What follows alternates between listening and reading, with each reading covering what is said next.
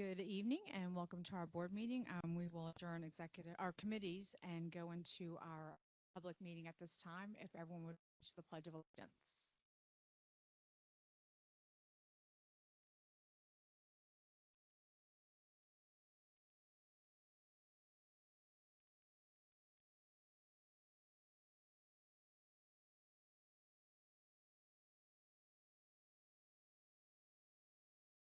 All right. Well, our two student Board of Ed representatives are not here tonight. They are at a swim meet and doing quite well, sectional. So that's exciting. So we'll touch base with them at the next meeting. So we'll go ahead and go right into presentations with our auditor's report. Welcome.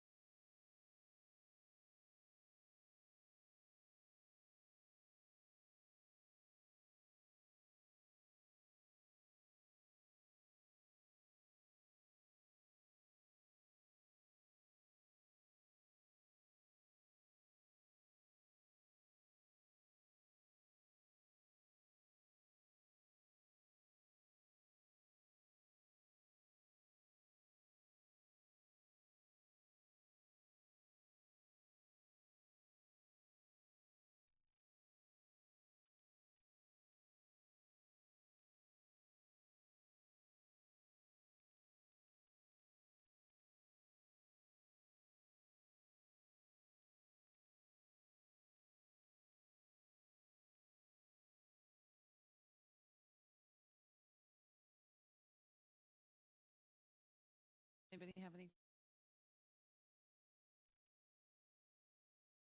I think you answered them all in our session earlier. We appreciate it. Thank you.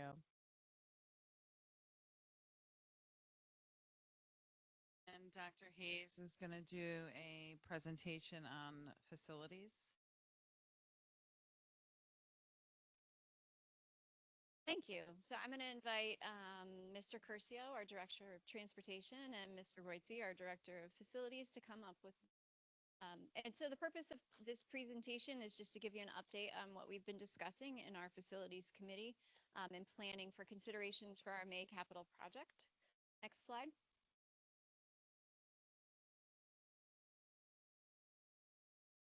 So we have three tonight. One we started talking about last spring, and that's looking for additional funding for our Mill Road Elementary School HVAC project, which largely has to deal with the air conditioning. I'm going to talk to you a little bit about the possibility of redesigning the Lambs bus garage, and then finally upgrading the technology room at the high school for a welding program. Next slide. So in 2017, we redid all of the univents here at Mill Road Elementary School. So these univents had coils put in so that they have the ability to add air conditioning, and we've been adding them on throughout the years. So the capital project that we put forward in October of last year allowed us to completely finish the AC work in the entire building. That was voted on in October, passed by the voters, and then we found out in January that the refrigerant that we needed to use for the project posed a fire hazard, so which would have forced us to basically remechanic each of the UV systems. So we came back together and we went back to the drawing board to look at the different options.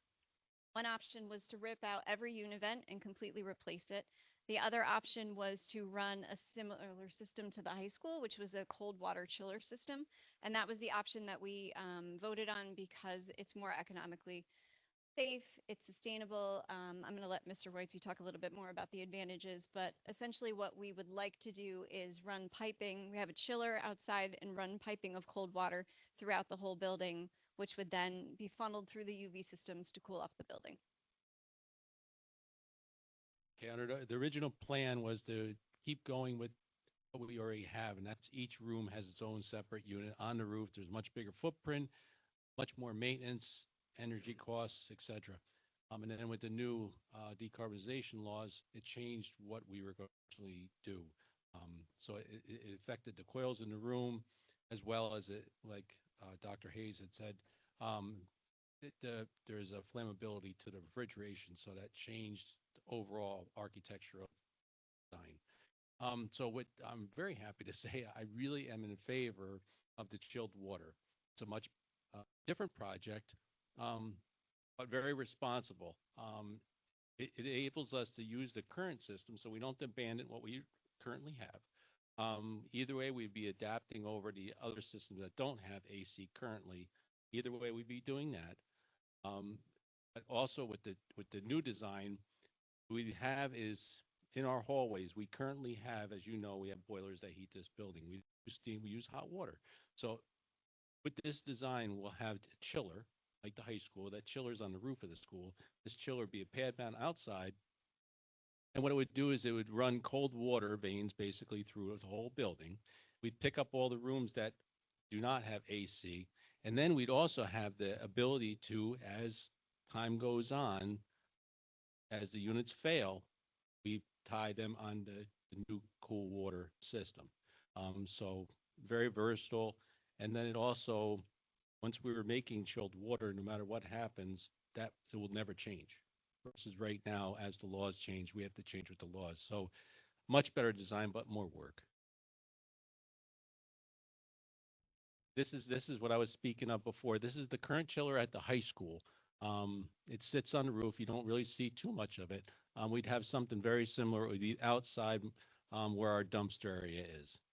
And then it would the water lines would go into our boiler room. So that's one component we're considering for the May capital project vote.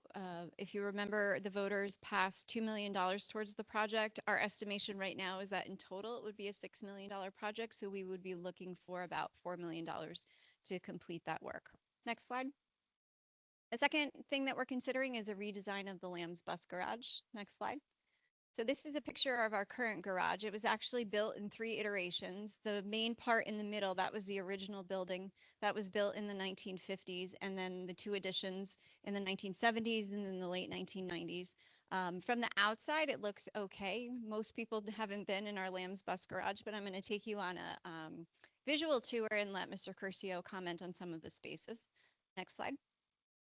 So this is a picture of the 2 office spaces, which was actually used to be one of the storage bays that were converted into office space. So the picture on the left is our dispatch area. We have 2 people that sit there. One is Mr. Curcio's assistant. Another one is one of our dispatchers. So you can see that it's a pretty cramped space, but they operate out of here for the entire district. So all of the operations for the bus garage come out of this office. And then the office next door is Mr. Curcio's office. He also shares that. Literally right next door to him is the assistant dispatcher. And I'll like talk a little bit about them. So basically these are our offices, like Aaron said. The first office, my secretary sits in, and there's confidential stuff that she handles. And it's right in the middle of the whole operation. We have drivers coming in and out. Any of the phone calls that any of the 4 of us make, it's everybody hears the conversation. So confidentiality is one of the big issues in the office. If you want to go to the next slide. So right there, where that air conditioner is coming through the wall, that's the backside of my office. Those walls are just built inside that pole barn. So there's no plywood or structure in between the inside of that office and the outside of that pole barn. So what type of material is that? It's like a compressed. Okay, so it's like I say, it's like cardboard. So anything you say inside, you could hear through those walls. That's one of our vans parked right outside the office there. to the left of where that emergency fire alarm is, that's a narrow hallway that the drivers walk through every morning to gain their keys for their school buses. So in the morning, it's dark. We have a motion light that turns on and off, but it's a dark, narrow hallway that they have to come in 4 times a day to return their keys and pick up their keys. Um, You can see it also used to be on the picture on the left. All the way to the right is actually the garage door that butts up against the window that Anthony was talking about. And down this way, us, that grid of windows was the where the dispatcher and secretary sit right behind there. So this slide shows the driver's break room. So where that soda machine and the table are, that's their room where they stay for their layovers. We have about 43 drivers, say, and they all make use of that room at some point in the day, whether for their layover or to have lunch in between. Some of them live far away, so they stay. The picture on the left side is the ladies' room, and in between the driver's room and the ladies' room, that's the plumbing for the men's room on the back side of the wall, and that's all exposed. And so this is the men's room in the left picture. So any one of the men drivers that need to use the facility there have to walk through that mechanic shop, and it's dangerous with the mechanics working, with the tools out. It's just very dangerous for them to walk through the garage area to get to their restroom. This is one of our dead bays where that blue ladder is, and you could see the slope in the floor. We can't even put a bus lift in there because of the pitch of the floor is so steep. And that desk on the right corner there, that's the head mechanic's desk. That's where he does all his paperwork for DOT and his work orders for DOT to review. And it's right there in the middle of the shop. Next slide. So those lifts that we have there are temporary lifts, and we have a two-post in-ground lift that's underneath that bus that's not operational right now. So we're making use of these temporary lifts. And then where the van bus is, we have a two-post lift for that in the last bay of the building. And you could see the narrow space that they have as a work area around that van.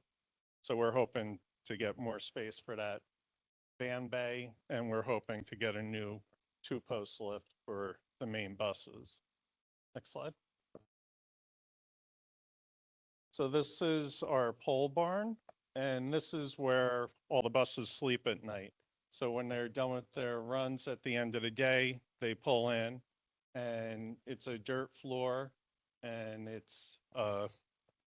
basically, it's, like I said, it's just a pole barn. It's coverage for the bus. It keeps the snow off of it, but there's no heat in there. There's nothing to prevent rodents from coming under the wall to get inside the bus area. We have our EV chargers in a few of those bays. You could see that on the right. That's one of our new EV buses. And again, the floor is all dirt in there. So we would hope to get a cement floor put in there and try to keep some of the temperature of that barn above outside temperature. Okay, so yeah, as Aaron just brought up, if you look at the front mirrors on that bus, the mirrors have to be right up against that far wall to get the door to close behind the bus. So if that bus isn't pulled up touching that wall, you're not going to be able to get the door to close behind the bus.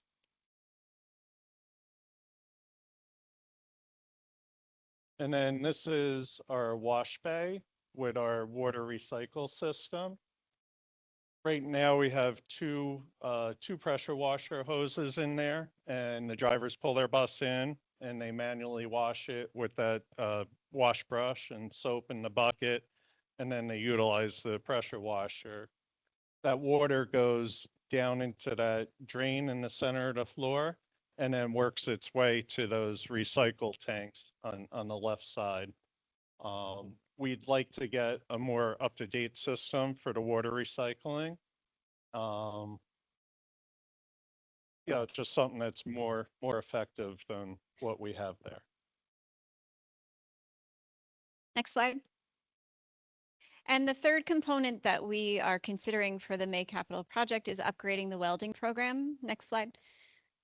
So at the high school, Dr. Roddy and Mr. Hutman and Mr. Gall have been talking about ways to increase CTE opportunities for students. And one of those ways is by expanding the welding program. So this year, there's actually 35 freshmen that are enrolled in welding classes, which is fantastic. Unfortunately, to have any kind of in-depth welding opportunity, we would have to send students to BOCES, and we're only allotted 2 slots for our district. So they're talking about bringing in a full welding program, which would be a certificate program, to allow students to go through 4 years of welding practice to come out with a certificate. And then they would be able to take advantage of all the other program opportunities at the high school without having to leave half the day to go to BOCES. But in order to fulfill that, we need to put these booths in that are welding booths. And in order to do that, we have to do some infrastructure upgrades to support this. And that would require us upgrading our electric system. It would also require us upgrading our ventilation system for the hoods. So that is something that we're asking to be considered for the capital project vote as well. So currently, all of these 3 things are in preliminary design phases so that we're able to have cost estimates to bring to the facilities committee to decide how we want to move forward. But we're happy to answer any questions on any of those 3 components if there are any. Bus garage, where you were talking about the bus kind of just barely fitting inside. What would be the proposed solution for that? Do you have a sense? So in one of the options in a brand new rebuild, it would extend the space so that there was more room. They'd each bus would have its own individual space with a roof. It would be heated and longer. If we decided to go for an option where we just renovated that space, we would run conduit through the floor and put concrete over. So eventually, if we added on more EV buses, we would have that electric, but essentially the footprint of the space would stay the same. So that the water system, I actually went over to the bus garage before the meetings tonight. So is that up and running, or are you doing that manually now?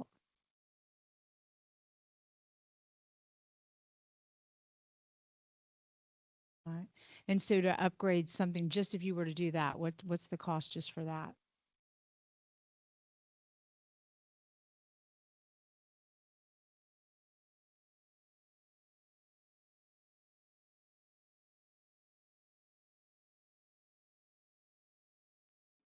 Gotcha. And just to get a new lift, what's the cost on that?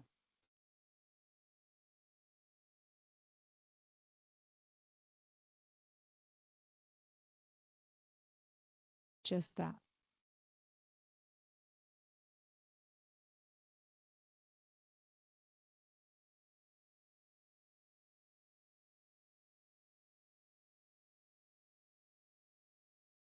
We're renting a lift, which costs us about $2,000 a month now because we have to have the lift to be able to do the maintenance on the buses. So it's much more cost effective for us to have our own lift, but we didn't want to invest in the construction of that if there was a possibility of us getting a new garage. It makes sense to do all of that at once. The lift that we have is actually from Germany, so the parts are very difficult and expensive to get to come overseas. So Anthony did a lot of research on that and did the best he could to limp along, but eventually it just died. But the floor dips down on both sides, right, of that lift. So that's where you can't use those jacks on either of those. So you would like to even those out all the way? So when they originally installed that lift from Germany, it was installed too high, it seems, and the floor is pitched down on both sides. So that's why we said we called those other 2 bays the dead bays, because you can't get a bus in there and jack it up because the angle is too much and the weight of the bus, once it goes up into the air, the lift won't do it because of the pitch. Thanks. For the public, can you comment on, because I don't think we covered this in the facilities committee. So yes, this is a priority. Yes, we have gotten a few EV buses. Yes, we are currently set up to support those EV buses. Is there anything that we did internally to support EV buses on the current setup? Chargers in? Yeah, so all the chargers are in place for the 4 buses that are coming in Right. December. The chargers are all up and running. The 2 buses have been out on the road since we received them, and their chargers are all set up. So we have 6 EV chargers in place. We have 2 buses running right now, and the next 4 should be in mid-December. And those won't be affected with the new construction because they're outside. Okay, Correct, they're outside. perfect. Well, they're inside the pole barn. Right. Okay. Oh, okay. They're transferable. Correct. Got it. And is there any part of this new design that is considerate or like necessary because of our efforts in the future to like transition to EV? I think it's absolutely a consideration. I mean, right now the mandate is still in place, which says that by 2036 we have to have, or 2035, excuse me, we have to have a full electrified fleet. So in order to add on to the fleet, we talked about this when we went over our efficiency study. We don't have the infrastructure to support more than the 6 buses that we've ordered. So we have to do infrastructure work if we do continue to buy electric vehicles anyway. So that just makes sense to put in place if we redo the garage, is to put the electric capacity and charging capacity in there as well. Real quick, so on the weld, is that in the room that already has the automotive? Is it that room? So that entire At the high suite, Tetra Tech, which is our architect, Dr. Roddy, and I met with the 2 tech teachers today. They have a vision that they'd like to transform that space over the next few years. So we're looking at a phase-in process. So the first phase would be adding these welding booths so that Mr. Hutman can start his program, so that students can join the 4-year certificate program. And in order to do that, to put these hoods in place, we need some infrastructure upgrades to support, like I said, the electric and the ventilation system. And then eventually we would like to redo that whole space as we move on in our capital projects. And you mentioned 35 freshmen enrolled in welding classes currently. What are they working with right now? He has some welding equipment. It's just not the same volume of equipment or the same sophistication. So he is able to weld in the current space, and that falls under our state regulations. It's allowed. These hoods, this is just an example of what he wants to buy. They're much more sophisticated and therefore they require a different type of upgrade.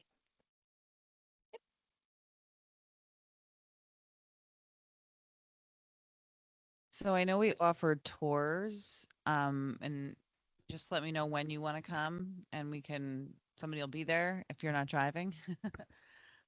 So if it works better for you early in the morning, just let me know the day before and I'll let Anthony know so that you can come over. I think it's really important to see it yourself. Okay. Thank you.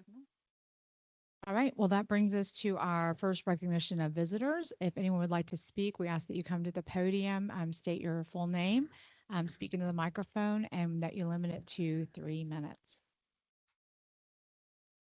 All right, we're moving right along.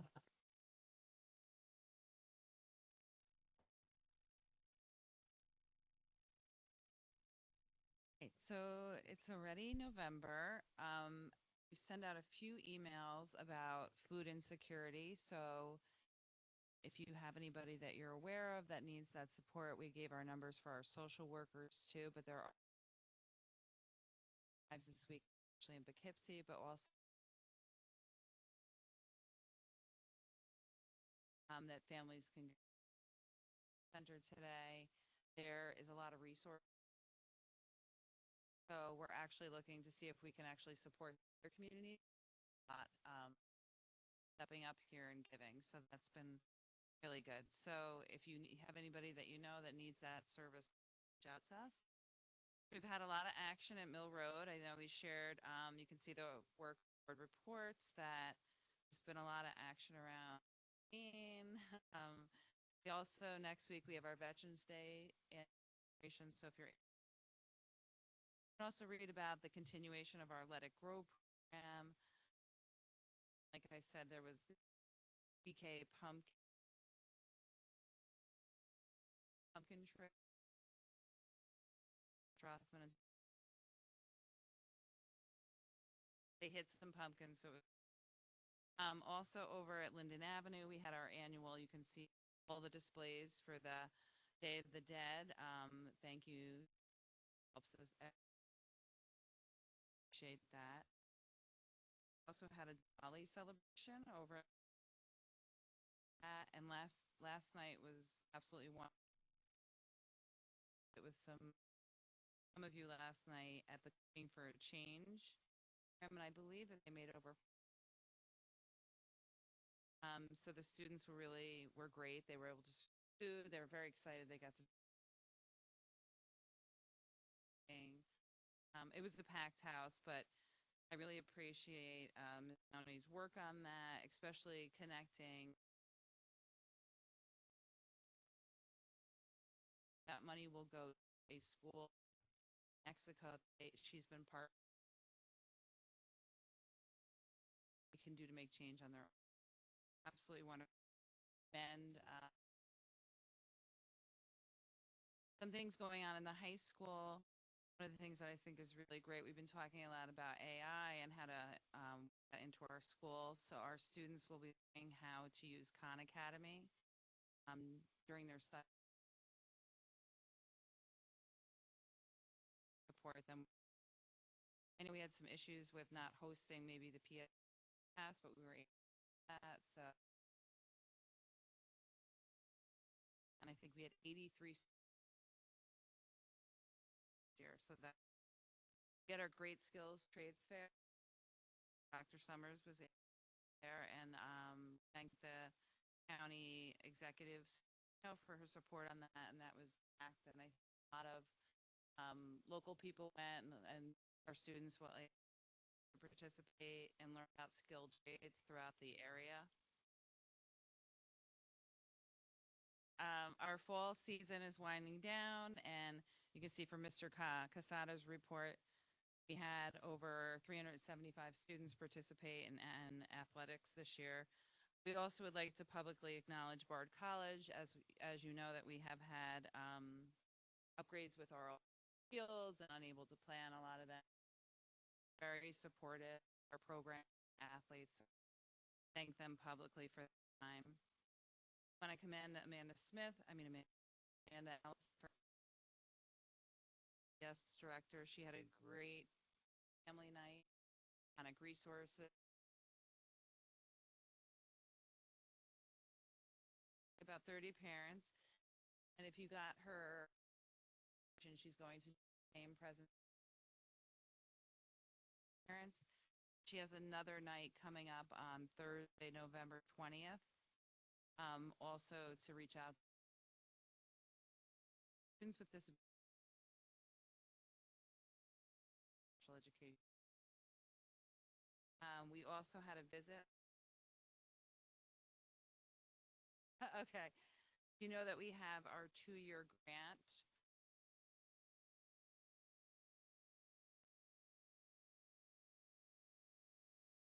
Social emotional difficulty. Yeah. But they came in the apartment tour, and we had outcome from. We talked about us being a model.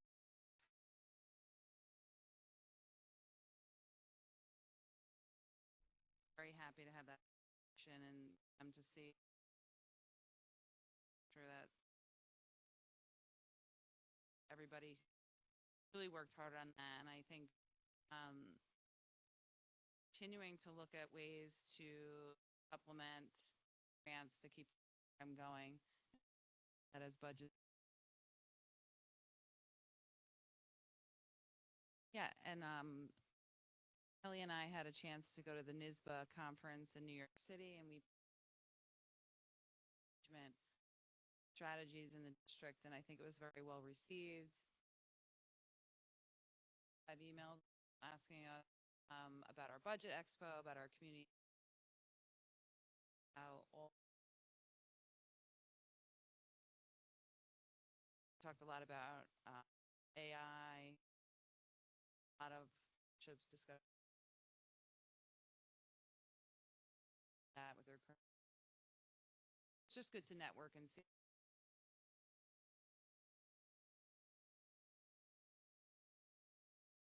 Steve Hartman spoke. He's probably one of the best speakers I've ever. Yeah, I would encourage all Buffalo next year. Different in the city, but if you have the opportunity to go, it's like for 1 or 2 days.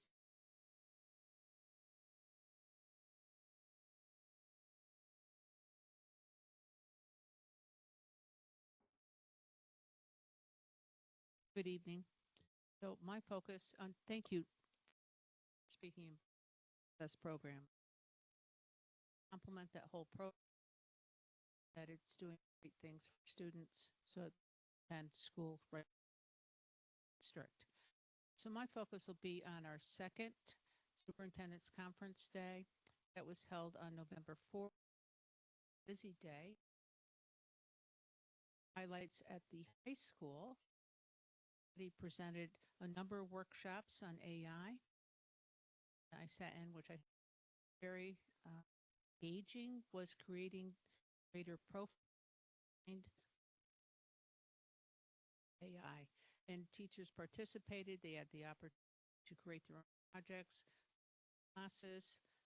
That was to the exit survey, very, very well received.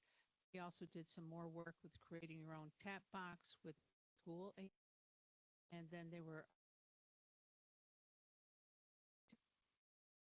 individual work, Animate and Magic School. So it's time for hands-on work. Afternoon, just were given for the mandated trainings that have to have them participate in year middle school. Anna Seelbach, a professional development cybersecurity, it's on that, best practices. Then we did a training with NWA. We had someone come in to focus on data, and so all the information gather screener, and it helps with grouping. It helps teachers really dig down deep for gap analysis, and that was very productive and well. In the afternoon, they did the at the elementary school. It was a very busy day. They did everything from best instructional practices and teaching tips to Eric author study and curriculum work and matching minds data. Was also fractions and enrichment, mental math, curriculum planning, and upcoming science units. So problem strings, also that is math, happy numbers and Greg Tang, data analysis utilizing NWA, and probably 40 workshops off. Teachers had choice. These were presented by our own teaching staff. So, consultant. As you know, as an exit survey, but before I do that, we also had teachers go on. So the math department attended the Math Museum in New York City. The art department attended workshops that were geared at Hook teachers at Alana. Librarian technology teachers attended the NICE Hudson Valley State of Mind, Bridging Innovation and Education, and our special education. Some of our special education teachers, staff visited Carmel. That's all.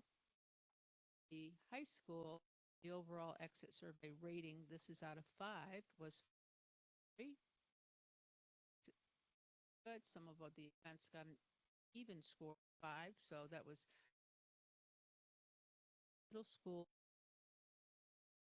9 and at the elementary school. So a very successful, productive, learn focused on our teachers and our staff to continue to best instructional practices from each other and also learn. So overall, I productive and I think happy. Professional Development Day, which is good. It was very much geared towards what teachers need. Very successful. Thank everyone that put effort into that.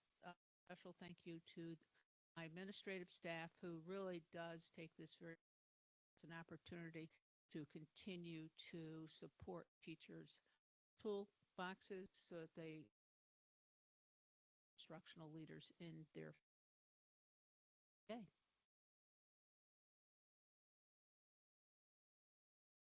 Thank you. So October's been a busy month in all of the departments. Mr. Curcio has done an incredible job. We have our busiest season in terms of trips in the month of October. He did 51 sports trips, which creates a little bit of a juggling because our regular drivers will take sports trips and then sub drivers do continue to see qualified sub drivers. So he's done a great job of trying to recruit jumps behind. Thank him for that. All of our maintenance vehicles, I'm sorry, all of our vehicle maintenance is up to date. And he did mention during our presentation the final 4 EV buses that were approved last May. We should receive delivery of those in December. So that's exciting. So it should be put on right then too.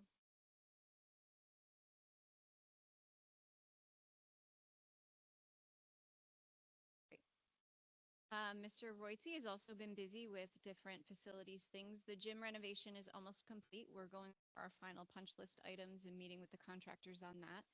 We did do a couple of paving projects. One was for accessibility outside of the back of the locker rooms, gym near Field 1. So that's been a great upgrade for us in that that used to be a lip. You had to dip down, and so now it's all ADA compliant, which is great. As you can see, we started the lockdown button installation. So this is an example of one of them here. So similar to a fire alarm, it has the cover, but pushing that button will send the entire lockdown. So each of the buildings, as we've discussed as part of the last capital project, are getting these installed. They started the work and at the high that's going on. Mr. Pride has been very busy in the food service department. So as you know, we have free breakfast and lunch for students this year. Those numbers continue to grow. We are also prepared to absorb more should there be a need based on the reduction in SNAP benefits. So we are gearing up for that, but it's been a continually popular event to come for breakfast and lunch. So that's been great. On November 3rd, we actually had a big group come from the Culinary Institute to visit our kitchens.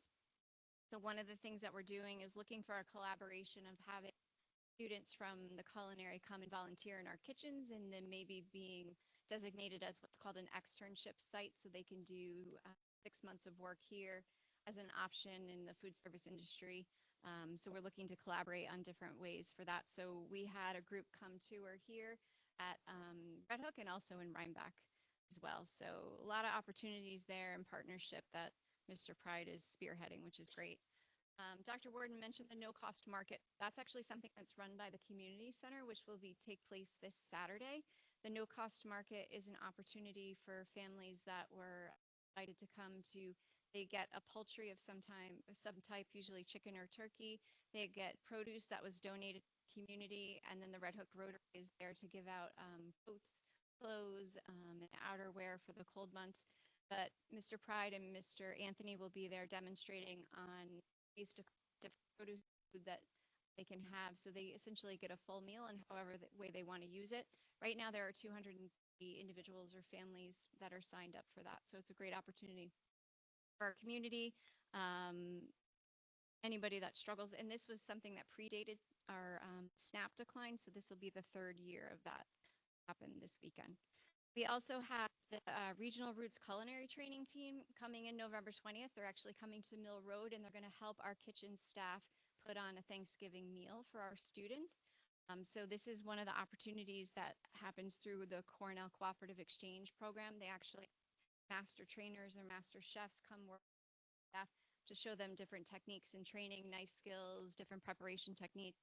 Larry Anthony is actually one of the master trainers this program, so we're excited to have that group come in on the 20th. So anybody excited to come be part of the festivities.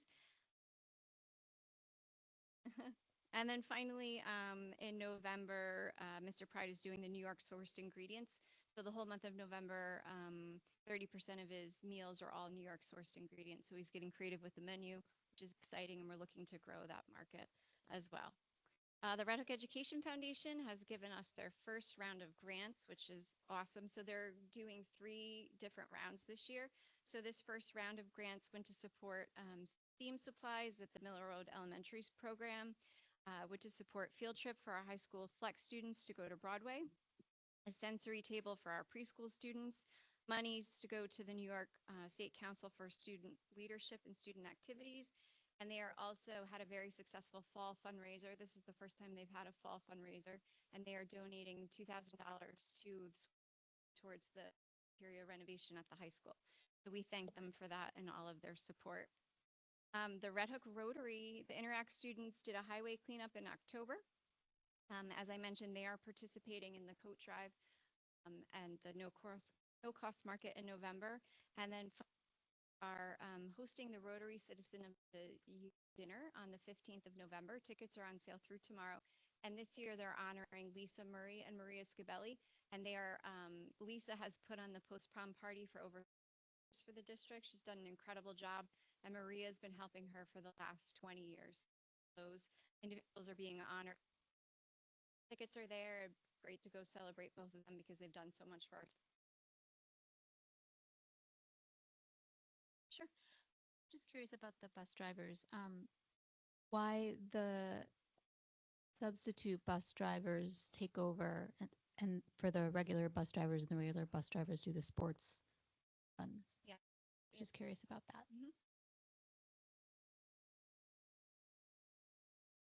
So Jen is asking about why our regular drivers do the sports runs and then we do sub drivers for the school runs.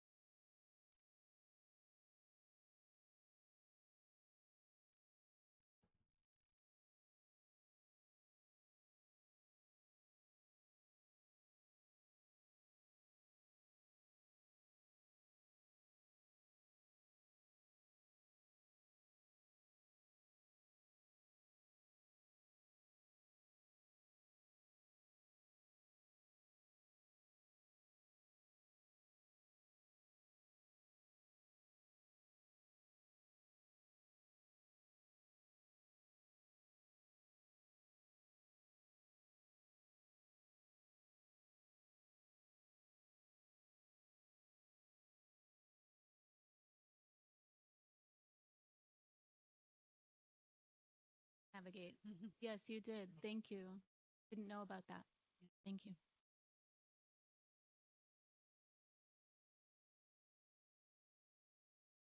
All right, so that brings us to administrative reports, which we all have copies of that box. Any discussion on any? And then moving right along to committees. We did not have a policy committee meeting this evening, so we will start for community engagement.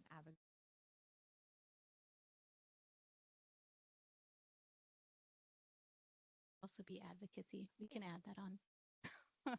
That was what it used to be, actually. Yeah, so for community engagement, we kind of picked up where we left off last meeting, talking about sort of getting more organized around doing the community partnership tours. And it sounds like we're kind of galvanizing around doing that again potentially this year and probably towards the spring. three dates again.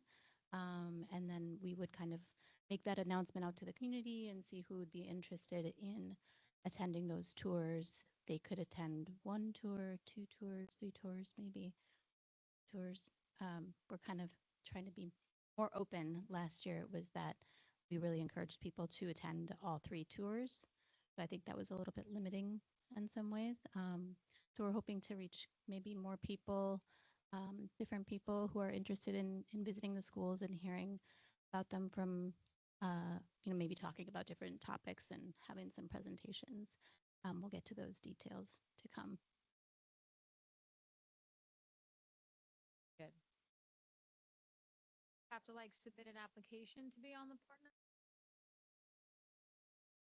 So much an application. Yeah, I mean, we put out an interest form, and I think the idea just this time around would be to state what dates you're available, and then we are considering whether we should, to make it more inclusive, prioritize participants that did not participate last year, but then also add some people that did, so that they can build on, their understanding and their discussion, but also bring some new people into the building and new voices. And we also discussed really quickly that Board of Ed highlight, that page. I think it said report card. And so we're going to go ahead and start that this evening. Not right now, but we'll put that up on the website as well. Yeah, so that board BOE highlights, I think, Yeah. is where we rested on, to just make, what we talk about here more accessible to the community. So you don't have to necessarily navigate through the agenda and whatnot. You can just have a quick look. And then if you see something that piques your interest, you can then dive deeper by checking out the video on YouTube or going into the agenda for some more information or the, attachments. All right. And so that brings us to facilities. Erin gave a really great overview of the topics we discussed. I think for the board, we're going to have to make a decision probably by the next board meeting on, what direction we want to go in. And really, it's, in my opinion, it's going to come down to two different choices on the bus garage. Either one iteration is just adding on to the current structure, and the other is to completely demo and then rebuild. So we learned a little bit more about refining costs based on different materials today, and maybe even a little bit of size reduction. And then once we get those new numbers, we'll present those to the board, and then we'll make it with you sort of like the two variances, and then we'll make a decision what we want to put up and give guidance to the team. So I think, in my opinion, HVAC is pretty straightforward. It is what it is. The welding is very straightforward. I do think the bus garage is straightforward, but there are going to be some choices that we have to make. Okay. Just need a little bit more refinement, and then we can present that at the next meeting. All right. So that brings us to policy review and approval. The first read of policy 3310. I need a motion and a second. Oops. Is there any discussion on that? All those in favor? Aye. All right. And I skipped around. I apologize. So back to Board of Ed member comments. No, okay, I've heard you enough. Did anyone have anything else that they wanted to add? I apologize. I just wanted, again, Dr. Warden hit on this earlier, but the event last night at Lambs was really like a pleasure to be at. So I want to commend Liz Lowney for all of her work organizing that, and the International Club at Lambs, because it was a really special night that not only brought people into the building, but it was fun. It provided, I think a valuable experience for the students that volunteered their time. And then it just raised a whole lot of money for a great cause. So it was special. My kids had fun. And so thank you to all involved. I taught kids about giving back, right? And Jen provided, I think, the cilantro for it. And there was a lot. Yeah, and the onions. It was excellent. What Sam Pride is also doing with including the students in the culinary aspect of the meals at school. And the students were really cooking, or not cooking, but they were preparing all of the food Awesome. and then serving it and actually like running a restaurant essentially. It was pretty amazing to see. I also want to quickly mention, I know it's between the last board meeting, but I attended the trade fair that Sue Serino put on, and that was also an excellent event. Very well attended. The community really stepped up for it. Unbelievable participation and a really diverse number of businesses and military and local law enforcement. And then I think it was really well attended by families and students. And then Sue spoke, and she's such an advocate, so it was a really great event. Really nice. Fantastic. Great. All right, so that brings us now. I'm going to get in order. Business consent agenda. I need a motion and a second on items 1 through 14. Motion. Does anyone have any questions or comments? All right, all those in favor? Aye. Any opposed? So moving right along to the personnel agenda. Again, a motion and a second on items 1 through 14. Second. Any questions? All those in favor? Aye. Yay. Congratulations. Yeah, so I'd like to welcome Linda Steinberg and Francis Clischulte, our dynamic duo that's coming to the business office. We're very excited. So Linda will be our school business administrator and Francis will be our treasurer. So between the two of them, they have over 20 years experience in finance. So welcome. We're excited to have you. It is we are very excited to welcome you and your skill set. It's a difficult time. We are right in the middle of budget season, so you're going to hit the ground running, but we welcome you and are excited to join the team. Thank you. That's your initiation, sitting through a long board meeting before we get to approve you. You're set now. No more. Here. Exactly, exactly. All right, so that brings us to our second recognition of visitors. Does anyone have anything to say? Okay. All right, so now it's time to adjourn. Can I get a motion and a second on that? Second. All those in favor? Aye. Motion, this meeting adjourned. I can't talk.